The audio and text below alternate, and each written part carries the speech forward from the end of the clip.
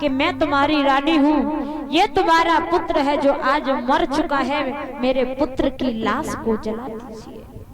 राजा हरिश्चंद्र कहने लगे, हे रानी, कोई किसी का नहीं है, ना तो तू मेरी रानी है, ना मैं तेरा राजा हूँ, और पुत्र रोहित तो बीती हुई कहानी है, और जो बीत जाता है दोबारा नहीं आता, कि जो बीत गए वो दोबारा नहीं आते, आते हैं नए पुराने नहीं आते। जो बीत जाता है वो दोबारा जमाने में नहीं आता। रानी तारा कहने लगी, महाराज, मेरे पुत्र रोहित की लाश को जला दीजिए। राजा हरिश्चंद्र कहने लगे, पहले मुझे कर का टका चाहिए, अगर मैंने कर का टका छोड़ दिया तो मेरा भी धर्म चला जाएगा।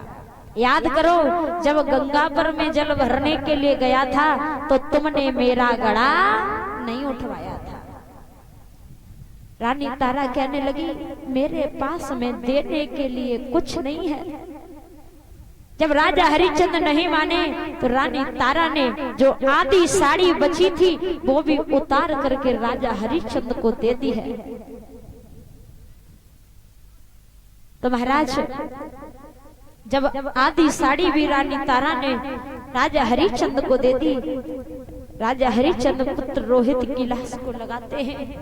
इधर रानी तारा रात्रि हो जाती है, नगिन अवस्था में काशी के चौराहे पे एक मंदिर था, उस मंदिर में जाकर के छुप जाती है। विश्वामित्र जी ने क्या किया कि काशी के 2-4 बच्चे के शीश काट करके चौराहे पे लटका दिए और काशी में आवाज लगा दी कि हे काशी के लोगों, तुम्हारे यहाँ एक डाहिन आ गई है जो बच्चों के शीश काट करके चौराहे पे लटका देती है।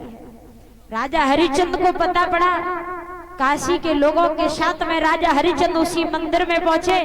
जब रानी तारा को देखा तो केशों को पकड़ लिया और कहने लगे, मैं तुम्हें जीवित नहीं छोड़ूंगा, तुम ही डायन हो जो बच्चों को मार देती हो।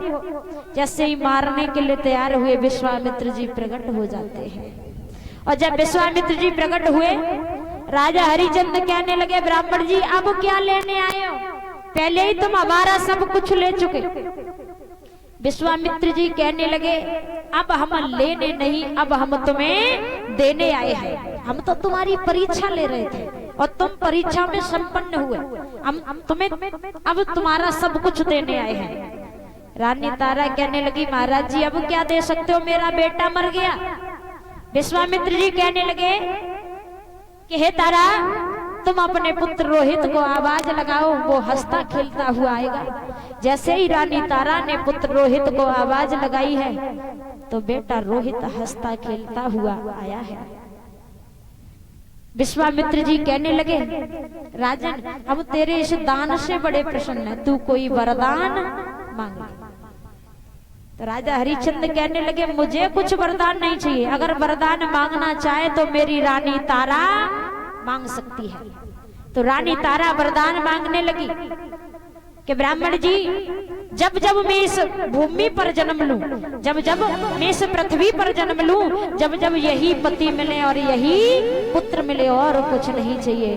बोलिए वृंदावन बिहारी लाल की।